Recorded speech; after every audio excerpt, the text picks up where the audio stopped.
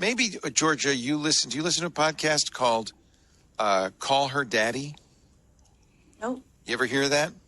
No, I haven't. Alex Cross, you ever hear of her? Big news. She was at Barstool, started the podcast in 2018. That was 3 years ago, right? Pretty much I haven't moved from this chair. Early adopter price. And the worst part about it is, like, I do a lot of stuff for other companies, so I make money off of it. It pays for itself. But I felt so bad. I literally was like, I must text and message the owner and ask him, why am I paying the regular price? Do you not love me anymore? What did I do? I'm sorry, but our new CFO said we have to take all the influencers off somebody the trough. New came in there and kicked me, and I was like, I've lived so long for so cheap. I can't even. I'm not the type of person to complain because I know I've been living off the cow. But it shocked. I was like, is there who did that? Why? That was only $90. If it was $700, I'd be punching screens. That's like, mean. What are we doing? Father Brown, that's a good one. Yes. Oh, definitely. Father Ted, you mean? Father Ted. Sorry. Oh, Father Ted is an absolute classic. Yeah. Our show today, I just thought I'd mention that, so check your bill. Our show today is a public service announcement.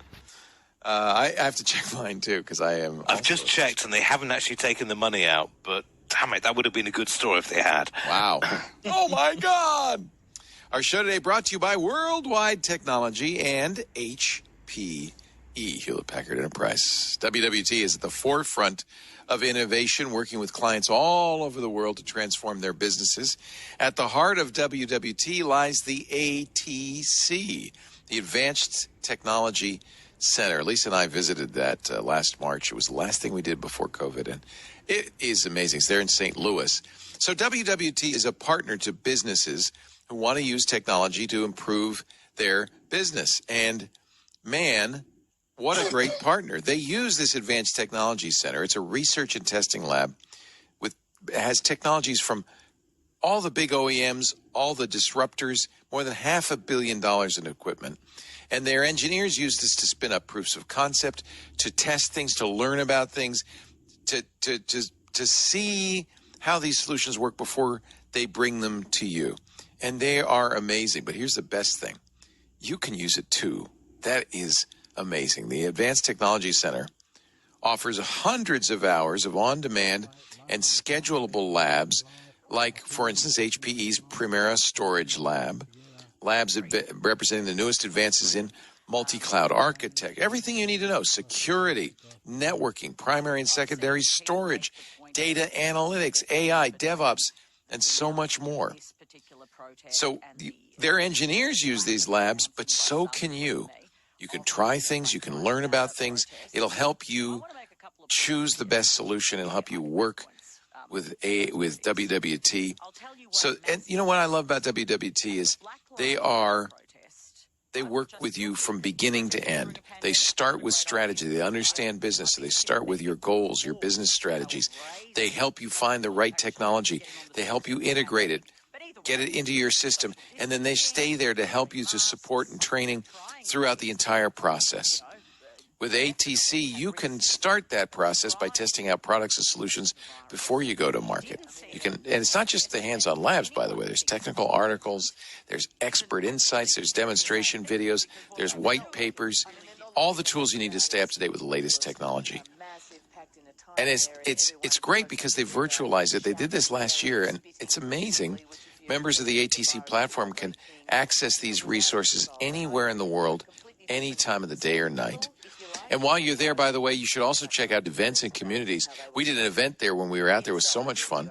More opportunities to learn about technology trends, to hear about the latest research and insights from their experts. They've got an amazing streaming facility there and an auditorium. It's incredible.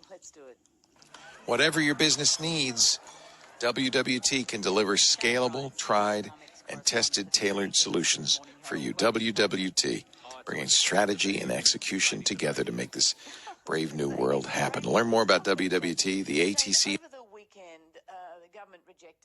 President Joe Biden proposed a new rule Wednesday that would to reinstate JobKeeper to support people through the... Today's briefing is brought to you by Normal. Sexual wellness shouldn't be confusing, and the first step is understanding yourself. Take the Normal quiz to find your perfect match, and know that each Normal toy comes with a 100-day satisfaction guarantee. Find out more at itsnormal.com and use the discount code DailyBriefing for 20% off your entire purchase. Hey, this is Sophia from CNET, here with the top tech stories of the day. For some people, the ideal gaming console is the one with the most realistic graphics, the highest possible frame rate, and theater quality audio wherever they are. Playdate is not any of those things, but that doesn't stop it from being incredibly fun looking. The team behind the incredibly popular Untitled Goose Game is delivering a handheld console with a hand crank and a black and white screen. Its bright yellow body looks super friendly, and all of the games announced with the console look like a ton of fun. Want to get your hands on one? When it becomes available to pre-order on July 29th, there's only one place you'll be able to get yourself a Playdate. You'll need to head straight to the Playdate website and be ready to pay $179 for the console. This price is just for the console and not the stereo dock accessory or pen, which can be ordered separately. The prices and availability for these have not yet been announced. To avoid a PlayStation 5 style hunt for availability, Playdate will not sell out. Instead, the ship date will be bumped incrementally back to match the ability to acquire the parts necessary to assemble the consoles. Essentially, the sooner you pre-order, the more likely you are to get one closer to the launch date of the console. Oddly enough, there is no set launch date for this console just yet. Playdate is supposed to be shipping at some point in 2021. It's likely Panic will be giving more information on shipping in one of its video updates like the one we saw in June. To find out which countries Playdate will be shipping to at launch, visit cnet.com. In other news, here's CNET reporter Abrar Al-Hiti. Twitter wants to become a destination for shopping. The social network, famous as a place where people share their thoughts in bite-sized posts, said Wednesday that it's testing a feature in the US that lets users shop and purchase products through an in-app browser. Twitter said it's not processing any purchases or payments and that users would buy products like they normally would on a retailer site. Called Shop Module, the tool lets businesses highlight their products at the top of their Twitter profiles.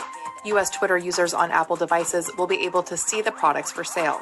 Twitter's revenue product lead Bruce Falk said in a blog post, "With this pilot, we'll get to explore how our engaged, responsive, and chatty audience reacts to products that are emotionally charged, like a new jersey from your favorite sports team, or that provide lasting impact, like a new skincare regimen." Twitter said businesses participating in the pilot project include video game and consumer electronics retailer GameStop and Arden Co., a San Francisco company that makes anti-theft and water-resistant purses and travel accessories. 10 other companies from a variety of industries, such as gaming, entertainment, and tech, are also part of the pilot. Social networks such as Facebook and TikTok have been doubling down on their e-commerce features, so it's not surprising Twitter is also jumping on this bandwagon. Twitter isn't charging businesses to use Shop Module, but the feature could increase the amount of time people spend engaging with brands on the site.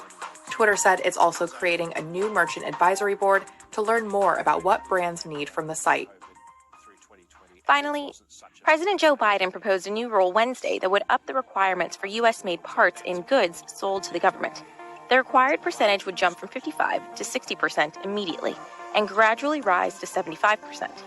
Speaking at a Mack truck manufacturing facility in Pennsylvania, Biden emphasized that the federal government owns about 600,000 cars and that not enough of the parts in the vehicles are made in the U.S. The same is true for other goods the government buys, he said, even though the Buy American Act requires that substantially all parts and items sold to the U.S. government be made domestically. The proposed rule would also create stricter enforcement, requiring manufacturers to go into detail about which parts were made in the U.S., instead of simply stating that the product meets the threshold. The rules aim to increase jobs by creating stronger incentives to manufacture products domestically. The proposed changes come as Biden pushes a major infrastructure bill that would put $1.2 trillion towards roads and bridges, transit projects, including rail and airports, charging infrastructure for electric vehicles, broadband service expansion, and improvements to water, sewer, and power systems. Biden noted that auto manufacturing in the U.S. has been slowed by shortages of microprocessors used to power the computers in cars. He said he's pushing to have chip makers in South Korea and Taiwan open factories in the U.S. to create domestic jobs and prevent future disruptions to the chip supply chain for other U.S. industries. For more of the top tech stories, flush out some more people. That's been an ongoing problem in this country for about a decade.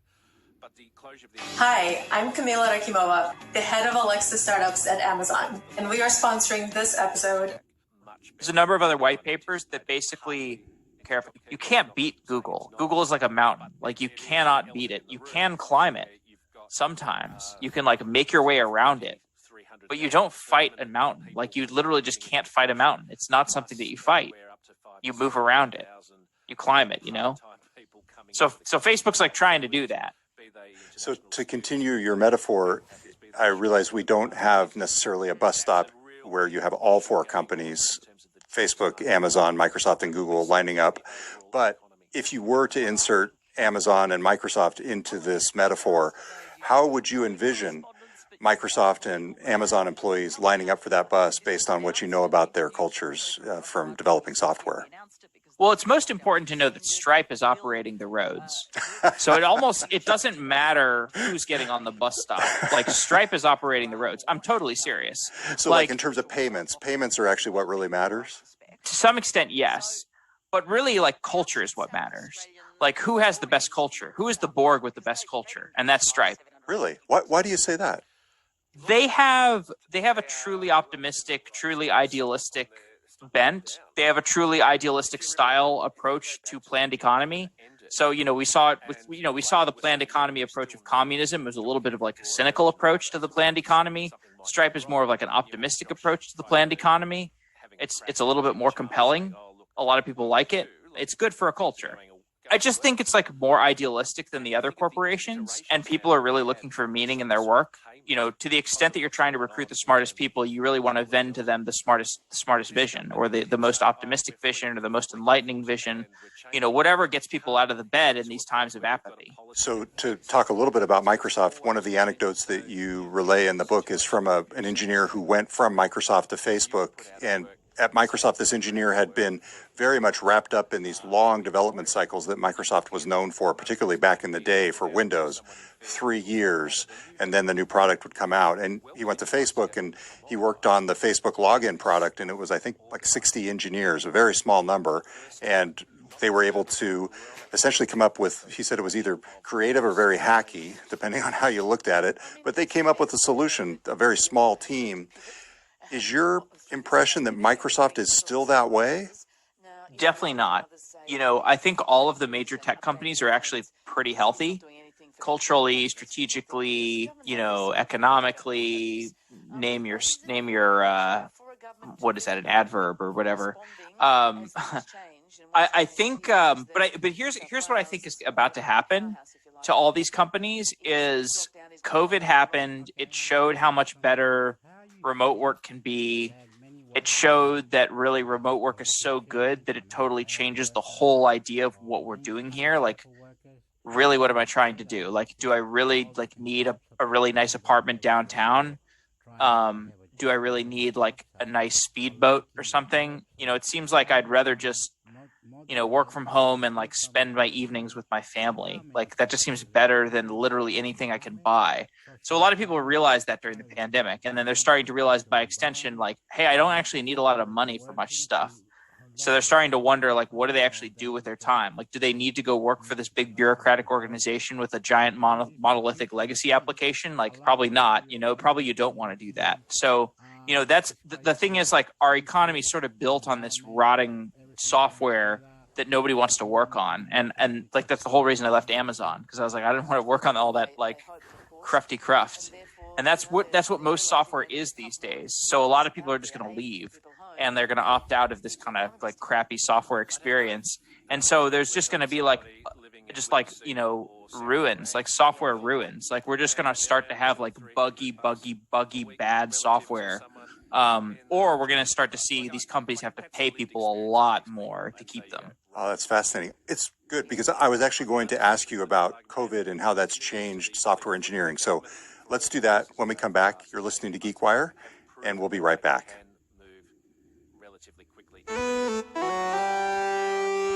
Welcome back. I'm Todd Bishop from GeekWire, and I'm talking. You go, hold on, I've got to pay the mortgage, I've got to pay the cat. Today's briefing is brought to you by Normal. Sexual wellness shouldn't be confusing, and the first step is understanding yourself. Take the Normal quiz to find your perfect match and know that each Normal toy comes with a 100-day satisfaction guarantee. Find out more at itsnormal.com and use the discount code DAILYBRIEFING for 20% off your entire purchase. Hey, this is Sophia from CNET, here with the top tech stories of the day. NASA has now passed the 1 mile mark for flying on Mars. The Ingenuity helicopter successfully completed. I like to say, if it is sexy because opinion. How do we get technology to be faster on your phones? How do we get technology? Well, looking. Research, get faster, a bands, unique, debate, anything all going together, fuck you. Its 10th and most complex flight to date over the weekend. The rotorcraft has gone from proving it could work at all to showing that it can act as a scout for the ground-based Perseverance rover. The latest flight took the machine over an area called Raised Ridges. Raised Ridges is an area that Perseverance scientists find intriguing and are considering visiting sometime in the future. NASA's Jet Propulsion Lab shared the news of the flight's success on Saturday. The Ingenuity team has been pushing the helicopter's abilities by flying farther, faster, and higher. Flight 10 included 10 waypoints and took the rotorcraft to a record altitude of 40 feet. It was tasked with taking images of the landscape. Ingenuity has been a rousing success. It logged the first powered, controlled flight on another planet, survived an in-flight glitch, and received software updates. Its 9th flight was a nail-biter, but this latest flight is showing it has just as much perseverance as its rover companion. In other news, here's CNET reporter Serena Diaram. Oliver Damon became the youngest person to visit space this week, but there's something else that sets the 18-year-old apart from the masses. He's apparently never ordered anything off Amazon before. The Dutch teenager accompanied Jeff Bezos, the founder and former CEO of Amazon and the founder of space tourism company Blue Origin, aboard Blue Origin's first crewed flight Tuesday. Damon reportedly told Bezos about his having never ordered from Amazon, to which the founder responded, "Oh wow, it's a long time ago I heard someone say that," according to a Friday report by Reuters. Damon and Amazon didn't immediately respond to a request for comment. In addition to Damon, Bezos was accompanied by his brother Mark and 82-year-old aeronautics legend Wally Funk as they headed off toward the boundary separating Earth and space as part of mission NS-16. Finally, Apple has ordered 100 million additional A15 chips from its longtime chipset manufacturer, Taiwan Semiconductor, as per supply chain sources cited by the Chinese tech news website CNBeta. The figure indicates potential expectations for a large-scale launch of the upcoming iPhone 13 lineup, with chipsets produced using TSMC's 5-nanometer process. If accurate, the order would represent a significant increase over production of last year's iPhone 12 lineup, which reportedly included a pre-launch order of some 75 million chipsets. Earlier this month, a report from 9to5Mac suggested that a new iPad mini featuring the A15 chip might also be on its way. The supply could be a way to head off the kind of early iPhone shortages Apple saw last year, a problem that forced the company to delay its usual September launch to October. Apple didn't immediately respond to requests for comment on the report. The new iPhone 13 lineup is expected to arrive this fall, with rumored new features including larger batteries, a 120 MHz refresh rate, and an always-on Apple Watch-like display. For more of the top tech stories, visit cnet.com. That was a pretty big concession rather than a tax change, but I'll leave the... Today's briefing is brought to you by Normal. Sexual... The problem, and you can see it from the government's perspective... Joining the beta isn't a permanent decision. You can go back, but it'll take some work. They're not giving us a wedge. In other news, here's CNET reporter Serena Diaram. When NASA sent the Ingenuity helicopter to Mars, it was a gamble. Now it's pushing its limits, flying fast and reaching new heights. NASA announced on Monday Ingenuity successfully completed its 9th and most challenging flight yet. NASA's goal was to go big with a daring, quote, high-speed flight across unfriendly terrain, unquote. That would take the rotorcraft far from its robotic buddy, the Perseverance rover. Instead of merely hopping ahead of that rover, the helicopter took a shortcut over a sandy area, setting records for distance, airtime, and speed in the process. It hit a speed of 16 feet, or 5 meters per second, and flew for 166.4 seconds while snapping images of the landscape below. The terror. Today's briefing is brought. Protects your privacy, look somewhere else. The Freedom Phone has a lot of red flags. In a launch video, self-proclaimed Bitcoin millionaire Eric Finman, who is funding the phone, claims that the Freedom Phone operating system protects your privacy and has an uncensorable app store. The Petri App Store claims to feature apps banned by big tech. In the video, Finman shows off a phone that is powered off and looks similar to a budget Chinese phone that sells for 1/4 of the Freedom Phone's $500 price. He doesn't share basic specs or technical details about the phone, like if it works on the faster 5G data networks every U.S. carrier is rolling out. The Freedom Phone and its politically conservative branding will appeal to many, but there is nothing to suggest that the phone, its privacy claims, or avoidance of, quote, big tech, work the way Finman suggests. Since the announcement, numerous publications and privacy experts have raised questions and security concerns about the phone, and whether Finman is being entirely forthright with potential buyers. The fact the phone is already available to order, and that there are more buy buttons on the website than phone hardware specs describing the phone's capabilities, are all red flags. The phone is marketed entirely on its politically conservative branding and seems like nothing more than a savvy entrepreneur looking to make some money from conservatives frustrated with Facebook and Twitter banning former President Donald Trump. So what is the Freedom Phone? It's a new phone that promises to protect your privacy and allow free speech without censorship across the device. In his promotional video, Finman says that the Freedom Phone does everything your current phone does except censor you or spy on you. He says it's comparable to the best smartphones on the market, and goes on to state that everyone is complaining about big tech censorship, but no one is doing anything about it. On screen in the video, a generic tweet is shown that's dated December 18th and attributed to Twitter user that reads, "Build your own phone," to which Finman replies, "So I did." The Twitter account shown is a real address whose last post date is dated November 5th, 2013. So does the Freedom Phone actually work? Well, we don't know. In the launch video, the phone remains powered off the entire time.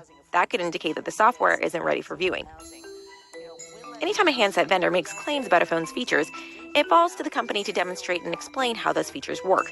The Freedom Phone's website, launch video, and Finman's post on Twitter give you details about the phone and how its protections work. The absence of technical details and the fact that the company is already accepting money for pre-orders heightens our skepticism that the company will be able to meet those orders, as well as its lofty privacy claims. The Freedom Phone cost $500. That's the same price as a Galaxy A5 II 5G, a Google Pixel 4a 5G, and an iPhone XR. The Freedom Phone has a tagline, "Made for conservatives by conservatives." Turns out it's actually made by a Chinese company called UmiDigi that's based in Shenzhen City. In an interview with the Daily Beast, Finman confirmed that UmiDigi made the Freedom Phone, but didn't specify which UmiDigi phone design he used. Matthew Hickey, a cybersecurity expert who co-founded Hacker House, told the Daily Dot that the Freedom Phone is actually a Chinese phone called the UmiDigi A9 Pro that can be bought from AliExpress for as little as $119. He said that the A9 Pro is sold in bulk with custom logos and branding. So, should you buy a Freedom Phone? No. Even if all Finman's claims about the Freedom Phone turn out to be true, it's best to wait until devices are available to test the company's claims. In other news, here's CNET's Rebecca. And both sides of government know they need revenue somewhere along the line. Today's briefing is brought to you by Normal. Sexual wellness shouldn't be confusing, and the first step is understanding yourself. Take the Normal quiz to find your perfect match, and know that each Normal toy comes with a 100-day satisfaction guarantee. Find out more at itsnormal.com and use the discount code DailyBriefing for 20% off your entire purchase. Hey, this is Sophia from CNET, here with the top tech stories of the day. Here's CNET's Rebecca Flanor.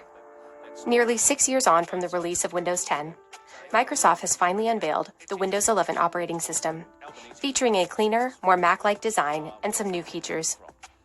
Windows 11 will be available as a free download for existing Windows users this holiday season, according to a Microsoft blog post published after a virtual event on Thursday. The free upgrade will begin to roll out to eligible Windows 10 PCs around the holidays and will continue into 2022, the Post said. No specific date was announced.